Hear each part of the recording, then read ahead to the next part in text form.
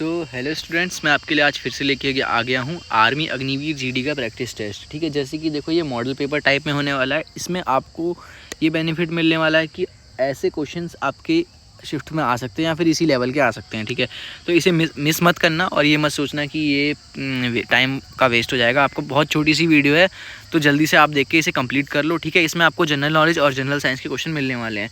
ऐसा अभी आपके पेपर चल रहे हैं, आपका 1 और 2 जून का पेपर हो चुका है। अभी फ़िलहाल आज 2 जून थी, तो आज पेपर था एक स्टूडेंट का जिसने मुझे बताया कि उसका पेपर कैसा गया। तो वो उसका कहना था कि पेपर ईजी आ रहा है, पेपर में कुछ इतना हार्ड नहीं है, बस जीके जीएस जिसने नहीं पढ़ी है तो उसको हार्ड लग सकता है और बाकी ठीक था पेपर। ठीक है, तो जीके जीएस का आपका यही ऑप्शन है, आप लास्ट में सब कुछ नहीं पढ़ सकते हो, आपको बस अभी सेलेक्टेड पढ़ना है और प्रीवियस ईयर पेपर देखने हैं और 1 शॉट वीडियोस देखनी है। ठीक है, तो मैं आपको यही प्रेफर करूँगा। उसके बाद आप लॉजिक लगा के क्वेश्चंस को गैस कर सकते हो क्योंकि नेगेटिव मार्किंग इसमें नहीं है, आपका ये बेनिफिट है। तो चलो शुरू करते हैं। सबसे पहले क्वेश्चन है हमारा कि अहमदाबाद किस नदी के तट पर स्थित है।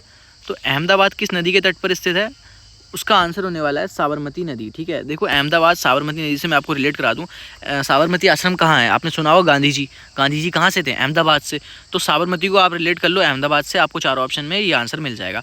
आप ऐसे ही एलिमिनेट करोगे क्वेश्चंस को, कैसे, लॉजिक लगा के। आपने सीधे तुक्का नहीं मारना है कि निगेटिव मार्किंग नहीं है तो तुक्का मार देते हैं, तुक्का नहीं मारना है, लॉजिक लगाना है। लॉजिक से कनेक्शन, आंसर, ऑप्शंस और क्वेश्चन को जोड़ना है कि ये एक ऑप्शन मैच कर रहा है या नहीं कर रहा है, तब आपने तुक्का मारना है। ठीक है, अभी हम चलते हैं सेकंड क्वेश्चन में, जिसमें कह रहा है भारत में प्रतिष्ठित खिलाड़ियों को दिए जाने वाले राष्ट्रीय पुरस्कार को किस नाम से जाना जाता है। भारत पुरस्कार, नेहरू पुरस्कार या उर्वशी पुरस्कार या अर्जुन पुरस्कार। अर्जुन पुरस्कार। ठीक है, ये आप देखो अग्निवीर की तैयारी कर रहे हो, आपने स्पोर्ट्स से जरूर जुड़े हुए होगे तो आपको पता ही होगा कि अर्जुन पुरस्कार जो दिया जाता है वो खिलाड़ियों को दिया जाता है। ठीक है, ये बहुत ही बेसिक क्वेश्चन है, ये आपको आना ही चाहिए। उसके बाद थर्ड क्वेश्चन में चलते हैं, जिसमें कह रहा है कि भारत में कौन सा राज्य तमिलनाडु के साथ भूमि सीमा साझा नहीं करता है। तेलंगाना, आंध्र प्रदेश, केरल या कर्नाटक। तो कौन सा है जो तमिलनाडु के साथ नहीं करता है सीमा साझा। आप मैप देखोगे, मैप में देख के आपको क्लियर पता लगेगा कि तेलंगाना जो है वो इन सबसे ऊपर है, तो वो सीमा साझा नहीं करता है। ठीक है, इसका आंसर हो जाएगा हमारा तेलंगाना। चलते हैं हम फोर्थ क्वेश्चन में, जिसमें कह रहा है वर्तमान में भारत के विदेश मंत्री कौन है। तो वर्तमान में भारत के विदेश मंत्री कौन है, सुब्रमण्यम जयशंकर। आपने एस जयशंकर का नाम सुना होगा, जो विदेश मंत्री हैं, आप आजकल काफ़ी न्यूज़ में दिखाई भी दिए थे, तो ये याद रखना। ठीक है, एस सुब्रमण्यम जयशंकर, विदेश मंत्री भारत के वर्तमान में। अभी हम चलते हैं फिफ्थ क्वेश्चन में, जिसमें कह रहा है सिखों के 10वें और अंतिम गुरु कौन है गुरु गोविंद सिंह। तो इसका आंसर होने वाला है हमारा गुरु गोविंद सिंह। ठीक है, 10वें और 11वें गुरु, ये आपको पता ही होगा, बहुत ही ईजी क्वेश्चन है। चलते हैं हम सिक्स्थ क्वेश्चन की तरफ, जिसमें यह कह रहा है अंतर्राष्ट्रीय न्यायालय का मुख्यालय कहाँ स्थित है। अंतर्राष्ट्रीय न्यायालय का मुख्यालय कहाँ स्थित है, तो द हैग, नीदरलैंड में जो है अंतर्राष्ट्रीय न्यायालय का मुख्यालय स्थित है। ठीक है, देखो थोड़ा मेरा पढ़ने में मिस्टेक हो गई, कोई बात नहीं। अब हम चलते हैं 7वें क्वेश्चन की तरफ, जिसमें कह रहा है प्रसिद्ध पुस्तक गीत गोविंद किसने लिखी थी। तो प्रसिद्ध पुस्तक गीत गोविंद किसने लिखी थी, तो उसका आंसर होने वाला है जयदेव ने लिखी थी प्रसिद्ध पुस्तक गीत गोविंद। ठीक है, अभी हम चलते हैं 8th क्वेश्चन की तरफ, जिसमें कह रहा है राष्ट्रीय वैमानिक प्रयोगशाला में स्थित है। कहाँ पर राष्ट्रीय वैमानिक प्रयोगशाला कहाँ स्थित है। 8th क्वेश्चन कह रहा है हमारा, ये तो कहाँ स्थित है, बेंगलोर में। देखो ज़्यादातर जो टेक्नोलॉजी वाले काम होते हैं वो बेंगलोर में ही होते हैं। ठीक है, बेंगलोर या हैदराबाद, तो इस चीज़ से आप यहाँ पे तुक्का मार सकते हो अगर आपको ऐसा कुछ दिख रहा है कि टेक्नोलॉजी से रिलेटेड। अब हम चलते हैं 9th क्वेश्चन की तरफ, कह रहा है अर्थशास्त्र किसने लिखा था। तो वो लिखा था चाणक्य ने। ठीक है, चाणक्य ने लिखा था, जिन्हें हम कौटिल्य या विष्णुगुप्त भी कहते हैं। ठीक है, चाणक्य आपने सुना ही होगा, जिन्होंने और उनको एक छोटे से जो क्या बोलते हैं, उनका नाम भूल गया, सॉरी, मैं उनको बहुत बड़ा राजा बनाया था,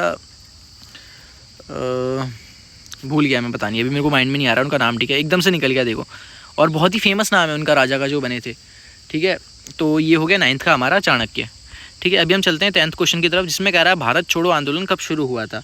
भारत छोड़ो आंदोलन कब शुरू हुआ था, तो 1942 में। ठीक है, इसका आंसर हो जाएगा 1942 में। चलते हैं 11th क्वेश्चन की तरफ, कि जलियांवाला बाग हत्याकांड किस शहर में स्थित था। तो किस शहर में स्थित था जलियांवाला बाग हत्याकांड, अमृतसर में हुआ था। देखो आपको पता है, पता होना चाहिए, ये अमृतसर में हुआ था। ठीक है, 1919 में। चलते हैं हम 12वें क्वेश्चन की तरफ। 12वें क्वेश्चन में कह रहा है भारतीय राष्ट्रीय सेना के संस्थापक कौन थे। तो वो थे सुभाष चंद्र बोस। ठीक है, इसका आंसर हो गया सुभाष चंद्र बोस। चलते हैं 13 क्वेश्चन की तरफ, जिसमें कह रहा है भारत की पहली महिला सुल्तान कौन थी? कौन थी भारत की पहली महिला सुल्तान? क्या रजिया सुल्तान थी या फिर नूरजहां? तो देखो ये क्वेश्चन आपको बहुत ही फंसा सकता है, इसमें आपको क्लियर भी दिख रहा है, बहुत ही क्लियर है। भारत की पहली महिला सुल्तान कौन थी? रजिया सुल्तान। तो इसका आंसर हो जाएगा सी, ठीक है, कोई फंसाने वाला नहीं है, बहुत ही ईजी पेपर आता है आर्मी का, सिंगल लाइनर पेपर है और बहुत ही ईजी क्वेश्चन पूछता है। जिसने पढ़ा है बेसिक 11th 12th भी क्या, बहुत ही आसान है। मतलब ऐसा कुछ मत सोचना कि पेपर हार्ड आएगा, आप नहीं कर पाओगे, आप कर पाओगे, क्योंकि इस साल आपको सिलेक्शन लेना ही लेना है। चलते हैं 14 क्वेश्चन की तरफ, जिसमें कह रहा है कि संयुक्त राष्ट्र का मुख्यालय कहाँ है? संयुक्त राष्ट्र का मुख्यालय कहाँ है? तो न्यूयॉर्क में, इसका आंसर हो जाएगा न्यूयॉर्क। चलते हैं 15 क्वेश्चन की तरफ, द्वितीय विश्व युद्ध कब हुआ था? देखो विश्व युद्ध हिस्ट्री से रिलेटेड आ गया, विश्व युद्ध कब हुआ था? तो द्वितीय विश्व युद्ध कब हुआ था? 1939 टू 1945, ठीक है। देखो हमारे जनरल नॉलेज के 15 क्वेश्चन कंप्लीट हो गए। अब हम चलते हैं साइंस की तरफ। तो हम चलते हैं अभी जनरल साइंस की तरफ, जिसमें जनरल साइंस में पहला क्वेश्चन है, वायुमंडल में कौन सी गैस प्रचुर मात्रा में उपलब्ध है? तो कौन सी गैस है? नाइट्रोजन सबसे ज़्यादा है, ठीक है, 78%, ये आपको पता ही है। चलते हैं सेकंड क्वेश्चन की तरफ, जिसमें कह रहा है नाभिकीय रिएक्टर में कठोर जल का प्रयोग किस रूप में किया जाता है? तो किस रूप में किया जाता है नाभिकीय रिएक्टर का उपयोग? मंदक और शीतलक के रूप में, इसका आंसर हो जाएगा मंदक और शीतलक, ठीक है। चलते हैं थर्ड क्वेश्चन की तरफ, जिसमें कह रहा है ओरोयन क्या है? ओरोयन क्या है? ओरोयन जो है वो है एक तारामंडल, इसका आंसर हो जाएगा तारामंडल। देखो मैं आपको बहुत ही फास्ट करा रहा हूँ सिर्फ क्योंकि टाइम बहुत कम है, आपको बस माइंड में बैठाने हैं इनके आंसर। दूध से दही जमना क्या होता है? क्या होता है? लैक्टोबैसिलस, इसका आंसर हो जाएगा हमारा ए, लैक्टोबैसिलस, ठीक है। अभी हम चलते हैं फिफ्थ क्वेश्चन की तरफ, जिसमें कह रहा है नमक का रासायनिक सूत्र क्या है? ये तो देखो बच्चों वाला क्वेश्चन हो गया, NaCl। जिसने साइंस पढ़ी है, साइंस नहीं भी पढ़ी है तो उसको भी आता होगा, ठीक है, NaCl। तो हम चलते हैं सिक्स क्वेश्चन की तरफ, जिसमें कह रहा है यूरिया उर्वरक है, काय का उर्वरक है यूरिया? तो यूरिया उर्वरक है नाइट्रोजनी। आप जब यूरिया खाद डालते होगे तो उसमें देखोगे नीचे ना, तो कट्टों में लिखा होता है नाइट्रोजनी। अब जो खेतों में काम करते हैं उन्हें पता ही होगा, उनके कट्टों में कभी पढ़ के देख लेना, ठीक है। चलते हैं सेवन्थ क्वेश्चन की तरफ। सेवन्थ क्वेश्चन में कह रहा है प्रकाश संश्लेषण की प्रक्रिया के लिए क्या क्या आवश्यक है? तो क्या क्या आवश्यक है? पर्णरहित या कार्बन डाइऑक्साइड और जल और या सूर्य प्रकाश। तो क्या आवश्यक है इसके लिए? सभी, क्योंकि ये सभी चीज़ जब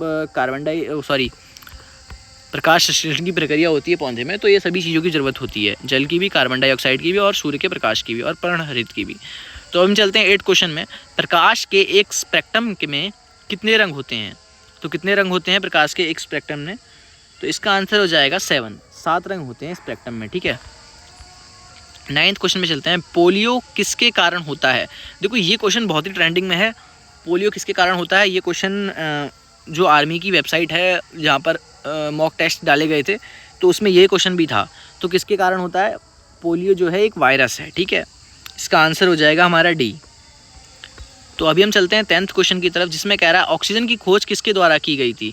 तो किसके द्वारा की गई थी? जोसेफ प्रिस्टली, ठीक है, इसका भी आंसर हो जाएगा हमारा D, Joseph priestly. 11th question में चलते हैं, अम्ल वर्षा का क्या कारण है? अम्ल वर्षा का क्या कारण है? तो अम्ल वर्षा क्यों होती है और किस कारण से होती है? वायु प्रदूषण के कारण से, ठीक है, तो इसका आंसर हो जाएगा हमारा वायु प्रदूषण। चलते हैं 12th क्वेश्चन की तरफ, जिसमें कह रहा है कि रंग की वस्तु ऊष्मा को सबसे अधिक आवेशित करती है। किस रंग की वस्तु ऊष्मा को सबसे अधिक आवेशित करती है? तो काले रंग की वस्तु, ठीक है। मतलब जब सबसे ज़्यादा हीट जो है कहा जाए तो काले जानवर को लगती है। जैसे मैं आपको इससे रिलेट करा दूँ, जो भैंस होती है, भैंस को बहुत ज़्यादा गर्म लगता है, क्यों? उसकी जो हेयर्स होते हैं काले होते हैं और बॉडी भी काली होती है। तो ऐसे ही आप देखोगे जो इंसान, मतलब इंसान नहीं कह सकते, जिसके ज़्यादातर काले हेयर हैं, तो उसको बहुत ज़्यादा हीट लगेगी, ठीक है, ऊष्मा को सबसे ज़्यादा अवशोषित करती है। चलते हैं 13 क्वेश्चन की तरफ, जिसमें कह रहा है पिंडों के कंपन से क्या उत्पन्न होता है? तो पिंडों के कंपन से क्या उत्पन्न होता है? ध्वनि। जब पिंड कंपन करेंगे तो क्या होगा? ध्वनि होगी उत्पन्न, सिंपल सी बात है। 14 क्वेश्चन में कह रहा है मृदा में पौधे उगाने के लिए क्या होना आवश्यक है? क्या होना आवश्यक है? तो इसका आंसर हो जाएगा हमारा नाइट्रोजन, क्योंकि नाइट्रोजन की ज़रूरत ज़्यादा है। 15 क्वेश्चन में कह रहा है आयोडीन के अभाव से कौन सा रोग होता है? कौन सा रोग होता है आयोडीन के अभाव से? तो ये घेगा रोग होता है। ठीक है, चलो आपके 15 क्वेश्चन कंप्लीट हो गए। अगर आपको मैथ्स या फिर रीजनिंग के क्वेश्चन भी चाहिए तो कमेंट कर दो, मैं आपको बिल्कुल देरी नहीं लगाऊंगा ये भेजने में। ठीक है, मैंने यहाँ पर आपको अभी जीएस और जनरल साइंस के क्वेश्चन करा दिए फटाफट से। अगर आपको ऐसी वीडियोस चाहिए और आपका पेपर थोड़ा लेट है तो आप कमेंट कर सकते हो, और चैनल पे नहीं हो तो सब्सक्राइब कर सकते हो। प्लीज़ मेरे को सपोर्ट करो, तो मैं आपके लिए ऐसे वीडियोज़ डेली लाता रहूँगा जिससे आपको भी बेनिफिट मिले और आप जल्दी से सेलेक्ट हो जाओ। तो थैंक यू, मिलते हैं नेक्स्ट वीडियो में।